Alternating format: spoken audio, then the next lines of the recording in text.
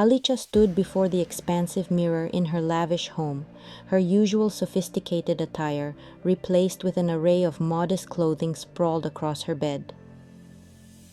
The transformation she envisioned wasn't just about changing her wardrobe, it was about adopting an entirely new persona. Beside her, Jenna, her trusted friend and personal assistant, held up a plain, gray cardigan and a pair of nondescript glasses.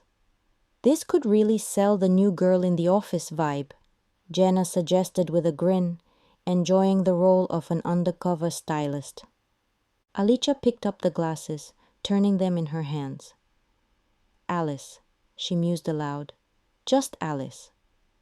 She liked the simplicity, the normalcy of the name. It was common, unassuming, perfect for her needs. The next hour was spent crafting Alice's backstory. They decided she would be a recent graduate, eager and bright, with a few internships under her belt, but still green enough to not arouse suspicion. Alicia practiced lowering her voice, softening her commanding tone to one of cautious curiosity, typical of a newcomer. Jenna set up a new email account for Alice, complete with a resume that downplayed Alicia's real qualifications. "You've just moved here. You're looking for your first big break, and you don't know anyone in the city," Jenna narrated the story they had concocted. It was essential that Alice appeared capable yet sufficiently average to blend in without attracting undue attention. They moved on to the digital footprint. Jenna created a LinkedIn profile for Alice, filling it with generic, plausible entries.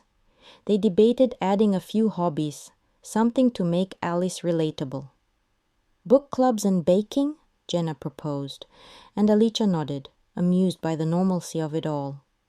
The final touch was Alicia's hair. She dyed it from its usual glossy black to a muted brown, her long locks trimmed to a more conservative, shoulder-length style. As Alicia looked at her new reflection, a mix of nerves and excitement fluttered in her chest.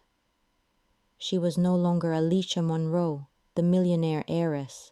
She was Alice Martin, an everyday hopeful. The next step was the hardest part, informing her head of security and a select few executives who needed to know about the plan for operational purposes. Their reactions ranged from disbelief to amusement, but ultimately, they agreed to keep her secret. That night, as Alicia lay in bed, the reality of what she was about to do settled in. She was about to step into a world so different from her own, armed with nothing but a fabricated identity and a desire to connect with her company on a deeper level.